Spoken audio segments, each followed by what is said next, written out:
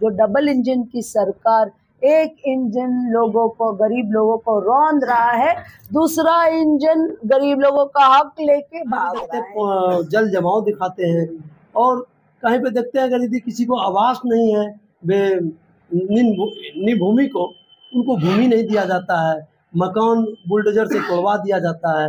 यहाँ का विधायक उनसे मिलने तक भी नहीं जाता। भाइयों के लिए 75% बिजली का सिर्फ घोषणा किया था, वो घोषणा ही रह गया। सोशलिस्ट पार्टी इंडिया हमेशा हमेशा जनता की सरकार बना। यही अपील करूंगी सभी वोटर से कि आप जो मेहनत कर रहे हैं उसका आपको भाव नहीं मिल रहा है, इसीलिए ये सरकार अपने हाथ में ले लीजिए।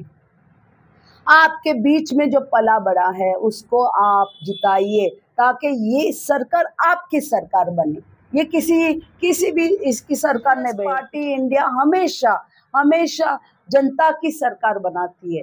आप हमारी हिस्ट्री उठा के देखिए, 1934 से हम काम कर रहे हैं।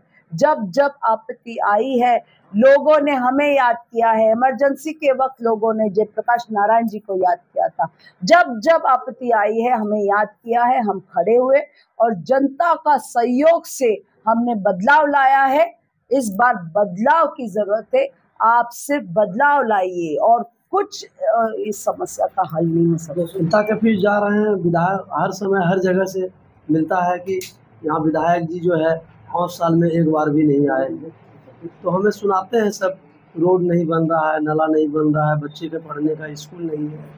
और जाकर के जो है कुछ जगह जाते हैं तो उनको पता चलता है कि बिजली का समस्या बुनकर भाइयों के लिए 75% बिजली का सिर्फ घोषणा किया था, वो घोषणा ही रह गया।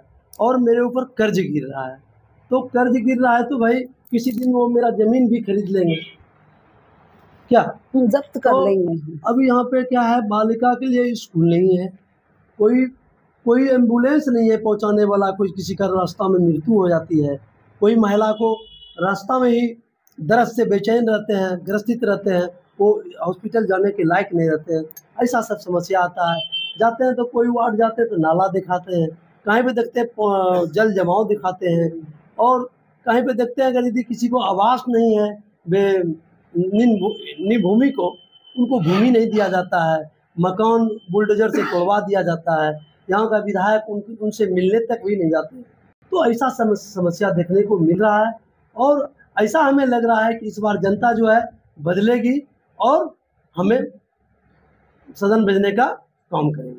हमारे सिंबल के लिए हमने अपनी पुरानी सिंबल मांगी थी, तो आपको पता है सरकार में सेंट्रल और इसमें सरकार है तो जरूर कुछ ना कुछ तो होगा हमारे सिंबल। अगर नई पार्टी को सिंबल मिलती है तो हमारी पुरानी पार्टी को क्यों सिंबल नहीं? जो आरजेडी को सिंबल मिल गया, इनको सिंबल मिल गया, हमारे तुमने हम भी देखते हैं कितना तुम सिंबल के बगैर भी हम जीत लेंगे, ऐसा कोई ये नहीं। हमारी सिंबल रोक दिया गया। इस बार मैं ज़रूर ये बात कहूँगी, ये आपने प्रश्न जो पूछा अपनी बात रखूँगी। हम उनको पता था अगर सिंबल मिलेगा तो 243 सीट्स लड़ेंगे हम, और ये सरकार हम 1 मिनट में ख़त्म कर देंगे।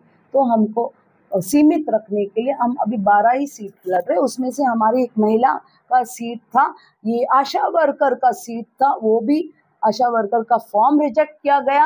आशा वर्कर को एम्प्लॉय बता रहे ठीक है, लेकिन उसको कितना पगार मिलता है? 6,000 पगार मिलता है, उसमें से उसको ना एजुकेशन के लिए बच्चों के लिए मिलता है।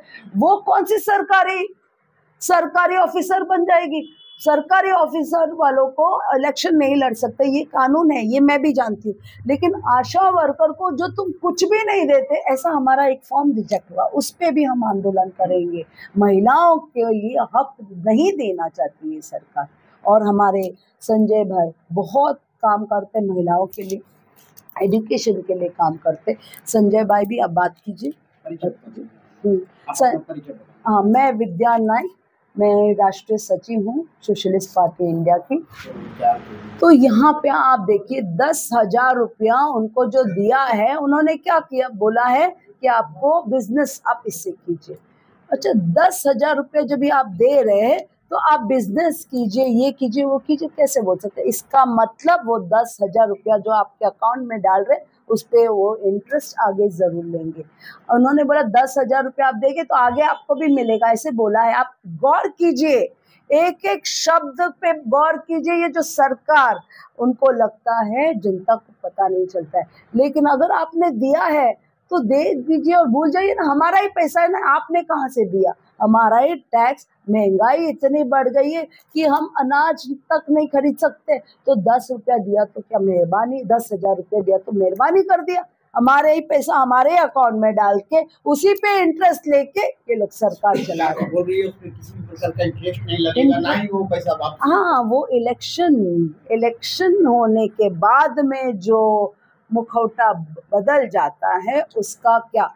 सरकार ने अभी मैंने सब्सिडी का, इलेक्ट्रिक बिल का जो एग्जांपल दिया, अगर आपने सब्सिडी दिया तो सब्सिडी बिल बार बार क्यों दिखाई दे। फिर आपको 10,000 रुपये दिया तो बार बार आपको अकाउंट में दिखाई देगा कि ये हमने दिया है, हमने दिया है। आप समझ रहे हैं इस बात को।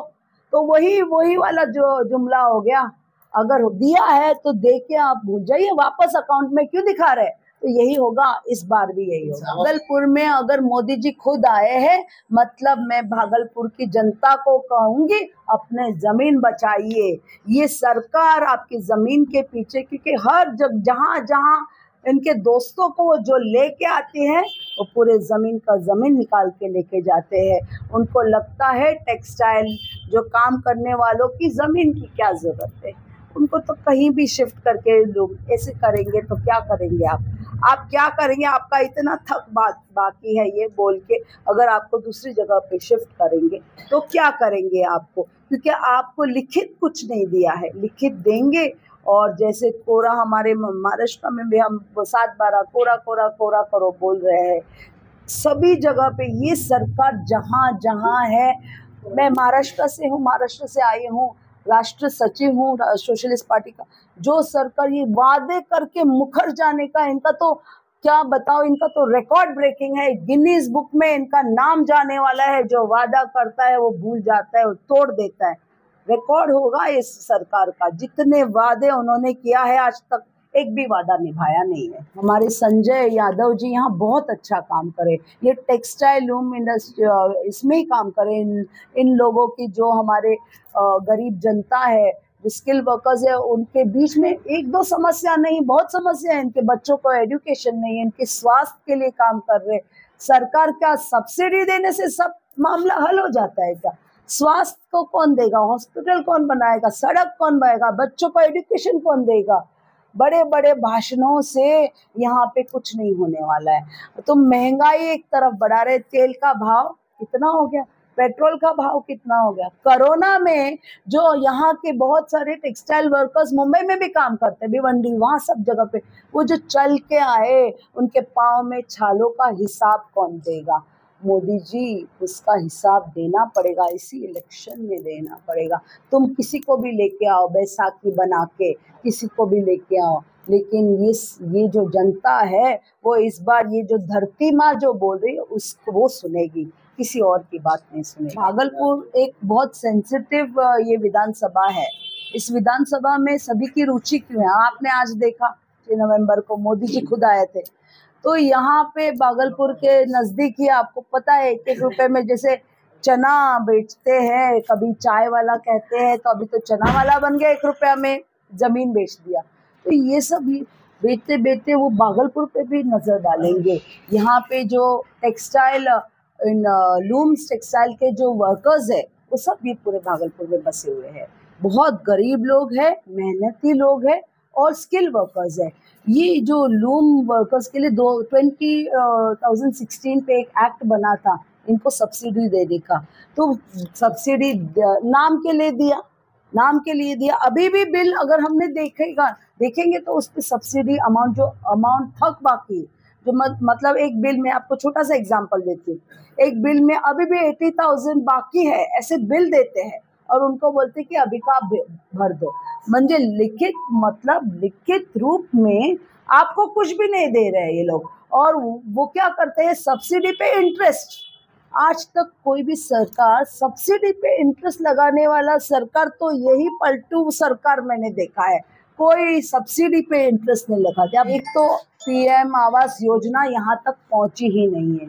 ये जो बड़ी बड़ी एडवर्टाइजमेंट कर रहे हैं ये सरकार की पीएम आवास, वो एडवर्टाइजमेंट का पैसे से इनको अगर घर देते थे ना तो अब तक ये समस्या हल हो जाती थी। ये मैं बोलती तो सिर्फ हमारा पैसा दे के हमें को बोल रहे कि पीएम आवास योजना से आपको घर मिला है, लेकिन हम जिस घर में रहते, अभी मैं जाके आई, किसी को पीएम आवास योजना यहाँ तो नहीं मिला है भागलपुर में। आज मोदी जी आए थे, वो इतने खुश लग रहे थे, ऐसा लगता था कि उन्होंने सब काम कर लिया।